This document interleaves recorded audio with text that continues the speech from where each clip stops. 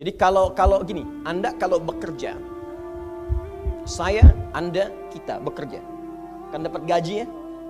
Gaji. Ya, itu bahasa Arabnya gaji. Sekarang ada yang menyebut ratib. Ratib. Pokoknya disebut ujrah. Pokoknya yang harus dibayar. Makanya kalau Anda ke Timur Tengah itu naik taksi, ada tulisan atasnya taksi ujrah. Ya, bukan punya si ujrah. Nanti kalau ke Mekah naik taksinya punya si ujrah, si ujrah punya banyak taksi. Ya, bukan. Itu taksi bayar, bukan gratis, bukan free. Jadi begitu Anda keluar menggunakan jasanya, bayar, berikan pokok dari jasa yang telah dia kerjakan. Perhatikan baik-baik, teman-teman sekalian. Ketika Anda bekerja dalam urusan dunia, Anda mendapatkan ujrah. Nih bayar 10 dinar, 10.000 rupiah, sekian, sekian, sekian. Ketika Anda kerjakan untuk misi akhirat supaya bekal untuk pulang, bukankah 10 juta ditabung, tabung, bikin rumah kan?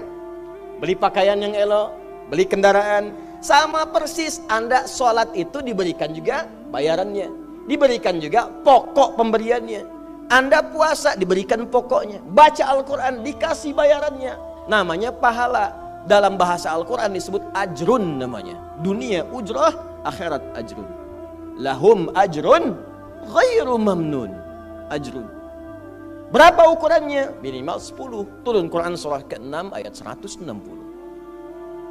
Ya, kita keluarkan supaya terukur. Ya. Setiap pekerjaan dunia menjadi nilai akhirat punya poin. Pekerjaannya disebut hasanah namanya. Ya. Amal solehnya disebut hasanah. Siapa yang mengerjakan di dunia pekerjaan punya nilai akhirat, amal soleh namanya hasanah. Setiap hasanah punya poin 10. Man jaa bil hasanati falahu asyru amthaliha. Siapa yang mengerjakan perbuatan di dunia dan punya nilai akhirat, bekerja dikerjakan karena Allah mencari yang halal. Tuliskan poinnya. Salat, tuliskan poinnya. Setiap pekerjaan 10. Hitungannya 1 keduanya 500 tahun, 2 ketiganya 500 tahun, 3 keempatnya 500 tahun. Jadi jangan menghitung 1, 2, 3 terlalu sedikit. Ya. Di hadis Muslim saya sering katakan ke masjid saja dapat 25 poin baru nyampe. Jarak 1 kedua 500 tahun. Jadi kalau ada yang tidak sholat dalam sehari, 1 kali sholat kehilangan 10 pahala kali 500 tahun. Dia kehilangan pahala 5.000 tahun. Ya, dosanya berapa? Nah, makanya sering kita bermohon begini, ya Allah, jadikan semua perbuatan duniaku punya nilai akhirat supaya ditampakkan di akhirat. Di hasanah dunia ini akan ditampakkan saat dihisab di akhirat. Makanya sering kita katakan, ya Al-Baqarah ayat 201, wa minhum may yaqulu rabbana atina fid dunya. Ya Allah, jadikan semua kegiatan duniaku hasanah. Namaku sudah hasanah ya Allah. Perbuatanku belum tentu. Ya sudah suami namanya Hasan, ya istri Hasanah, anaknya Husna, ya kan? Yang laki-laki Husain, tuh. Semua kumpul, tapi kalau pekerjaannya tidak demikian menjadi amal soleh, nggak terkumpul ini. Ya, dan akhirat pun nampakkan lagi hasanahnya. Maka diteruskan ayatnya, wa fil akhirati hasanah. Makanya saat di akhirat itu ditampakkan, faman ya'mal mithqala dzarratin khairan yarah. Ya, makanya kalau mau mithqal, yang khairan yarah. Jangan yang syarran yarah. Ya, pada yang baik-baik, miskol tahajud, miskol untuk baca Quran, ya, miskol untuk bisa tilawah, miskol untuk mengingatkan puasa sunnah, itu khairan yarah. Ya, miskol pada yang tidak bagus, tinggalkan, itu syarran yarah. Ini balik sini. Maka dapat kita nilai ini, kembali kepada Allah, kumpulkan semua ini. Tinggal nanti, tergantung Anda mau punya rumah di yang mana daerahnya. Komplek yang elit. Di Indonesia, di sini Jakarta ada Pondok Indah. Ada beberapa tempat-tempat yang lainnya, elit kalangannya, Menteng, dan seterusnya. Maka di surga pun ada komplek yang elit-elit. Ada Firdaus, ada surga Aden, ada macam-macam. Tinggal Anda cari bekal yang serius, turunkan kemudian ke bumi. Cuman sayang, dari sekian waktu yang Allah berikan disebut dengan ajal, menjadi batasan kita untuk beramal. Setiap kita dibatasi oleh waktu. Seperti Anda pun bekerja dunia, bukankah ada waktunya? Waktu produktif untuk bekerja, setelah itu ada masa pensiunnya. Dalam bahasa Arab, sesuatu yang kita kerjakan dengan batas dan setelah hilang batasnya, selesai aktivitasnya, disebut dengan ajal namanya. Maka Allah membuat ketentuan, kita pun tidak abadi di bumi. Setiap kita punya batas waktu, kalau selesai dinas kita dan pulang kita untuk mempertanggungjawabkan semua yang kita kerjakan di sini. Maka turun Quran surah ke-7 ayat 30 berapa? 4 untuk menggambarkan ini. Walikulli ummatin ajal fa idza jaa ajaluhum la yastakhiruna sa'ata wa la yastaqdimun. Setiap umat seluruhnya tanpa kecuali itu pasti punya batas waktu untuk beraktivitas dan selesai pulang. Aktivitas kita ketika bergerak mencari kehidupan ma'isyah, pekerjaannya disebut dengan asya. Diingatkan kalau harakat fathah turun ke bawah kasrah artinya selesai harakatnya, hilang pekerjaannya. Dari asya menjadi isya. Setiap hari diingatkan kita dengan salat isya. Hei, seaktif-aktifnya Anda, sesibuk-sibuknya akan selesai semua itu dan semua kita akan pulang. Bukankah setelah isya kita terpejam? Itu kan latihan. Makanya dalam doa saat akan tidur jadi disebutkan bisikallahumma amutu wa ahya. Ada riwayat lain ahya wa amut. Riwayat populernya amutu wa ahya. Mungkin malam ini saya pulang, saya meninggal. Makanya saat kita bangun dari tidur kita ucapkan alhamdulillahilladzi ahyana ba'dama. Ada maknya, sementara aja. Satu saat mungkin pulang. Kita nggak tahu di bagian mana yang tidur itu mengakhiri kehidupan kita saat kita pulang. Karena itu serius.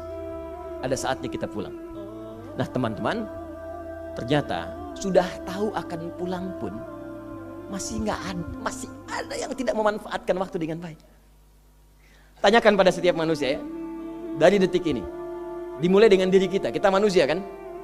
Tanyakan pada diri kita, Anda wafat tidak? Anda pulang tidak? Anda meninggal tidak? Kalau sadar pulang, maka cari bekal yang baik. Berarti Allah benar kan? Kata Allah setiap kita akan wafat. Kullu nafsin dha'iqatul maut. Setiap yang punya jiwa meninggal. Bahkan dikasih informasi jelas kok. Yang bawa maut disebutkan namanya malakul maut. Quran surah 32 ayat ke-11. Qul yatawaffakum malakul mautil ladzi wukkila bikum. Disebutkan. Bayangkan ya, kurang jelas apa lagi? Disebutkan punya waktu namanya ajal, akan wafat disebutkan, yang bawa wafat kematiannya disebutkan malaikatnya. Cara wafatnya disebutkan, Quran surah 89 ayat 27 sampai 30. Ya ayyatuhan nafsul mutmainnah, itu yang tenang, yang dahsyat dipukulin malaikat juga ada. Ya, Quran surah 8 ayat 50 itu ada sambil dipukulin malaikat. Ya. Maaf teman-teman sekalian, ini sudah jelas semuanya. Jadi aneh manusia itu. Sudah tahu akan meninggal, tahu ada kenikmatan, ada siksaan, tahu ada surga, ada neraka, tahu ada kenikmatan kubur, ada siksa kubur. Kenapa masih main-main juga? Kenapa nggak dimanfaatkan? Dan dia tahu ada yang menyolatkan, ada yang disolatkan. Apa nggak sempat terfikir ketika Anda wafat siapa yang menyolatkan? Bukankah yang paling indah yang menyolatkan orang yang selama ini kita rawat? Anak yang pernah dikandung, diberikan ASI, dirawat-rawat. Anda menyiapkan apa gitu? Kita menyiapkan apa? Sayang-sayang investasi keluar banyak ketika wafat gak bisa berlaku apapun. Bahkan ada yang sebelum wafat pun sudah dibuang dari keluarganya. Waliyadzubillah. Nah, sekarang dari sekian kegiatan aktivitas kita, berapa yang sudah punya nilai di mata Allah menjadi amal saleh? Sekarang kita ukur. Ya, sekarang kita ukur. Pelan-pelan sebentar ya. Ini rata-rata usia berapa tahun? Oh baik. 40 tahun ke atas ya. Ya. Walaupun atasnya mungkin agak banyak, atas gitu ya, bagian. Nggak apa-apa. Fokus sini ya. Edisi kali ini fokus saja. Biarkan saya yang datang, terangkan, tulis, hapus ya. Antum simak aja lah. Simak, tulis dengan baik, mau ketawa-ketawa sudah masuk surga alhamdulillah. Udah cukup dengan amin, lihat dulu. Ini saya sering sampaikan. Ini kita kasih batas standar di Al-Quran aja lah. 40 tahun misalnya. Ya, standar keseriusan beraktivitas. Ya, lihat sini. Konon dalam sebuah penelitian sederhana, manusia itu kalau dihitung-hitung aktivitasnya setengah dari usianya, itu umumnya walau tidak semuanya teralokasikan untuk tidur. Beristirahat, tidur. Dari mulai lahir, bayi kecil, tidur, dewasa beraktivitas, tidur siang, tidur malam, tidur macam-macam, tidur kecapean, tidur ngantuk, tidur lelah, tidur segala rupa, tidur. Setengah dari usia. Jadi kalau 40 tahun, tidurnya berapa tahun? 20 tahun. Baik. Sisanya beraktivitas, ya. Nah itu berapa tahun? 20 tahun. Jadi di sini kalau kita hitung, ya kalau beriman, alhamdulillah kita sholatnya, puasanya, baca Qurannya, tapi juga kerjanya, tertawanya, candanya, macam-macamnya 20 tahun. Dari 20 tahun ini, berapa yang jadi aktivitas ibadah? Yang jadi ibadah berapa? Ya, jangan terlalu pesimis, ya ambil 10 tahun misalnya. 10 tahun ibadah. Nah, jadi di sini adalah sholatnya, baca Qurannya, puasanya, dan sebagainya, sedekahnya, infaknya. Apakah semua ibadah itu langsung diterima? Belum tentu. Syaratnya ikhlas.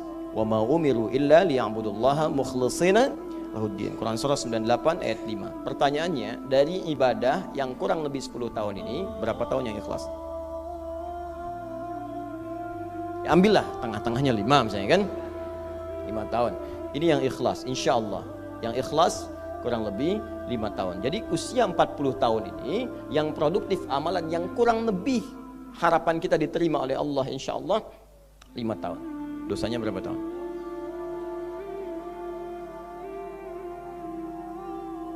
Dan masih bisa tertawa. Dan masih mengharap surga. Masih ingin ke surga Firdaus. Masih ingin mendapatkan segala hal yang istimewa. Sementara kita sadar, gini caranya begini.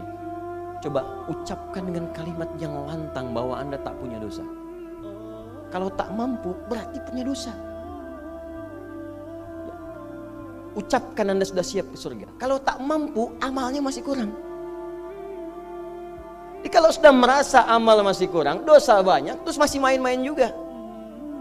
Sudah tahu usia sudah di atas ini, ada yang 50, 60 tahu, waktunya sedikit. Yang kemarin-kemarin banyak yang sia-sia. Jadi kalau yang kemarin-kemarin kurang, masa sisanya masih dikurangi juga? Anda 40 tahun, 50 tahun, 60 tahun. Sekarang anak 4, 5 tahun, bahkan matanya buta, ada laki-laki, ada perempuan, sudah jadi penghafal Quran. 5 tahun hafal Quran. Belum baligh. Dan berharap punya bekal di hadapan Allah. Kemarin sahabat saya, Syekh Ali Jabir, ya, datang ke Bekasi. Cerita tentang Kaila, anak 5 tahun, mata buta. Murajaah hafalan Quran sehari 5-7 juz. Dikatakan oleh beliau, Kaila, apa enggak capek terlalu banyak? Kamu kan punya uzur di hadapan Allah. Allah Maha memahami keadaan kamu. Apa enggak lelah? Saya malu justru kepada Allah kalau kurang daripada itu. Anak 5 tahun mengulang hafalan Quran setiap hari 5-7 juz dan malu kalau kurang di bawah itu sebagai bekal untuk menghadap Allah. Anda diberikan kesempatan sampai lebih daripada 50 tahun, lebih daripada 40 tahun, lebih daripada 20 tahun. Dan sampai kesempatan itu sampai hari ini pun untuk baca pun belum punya waktu. Dan Anda mengharap surga, Anda siapa?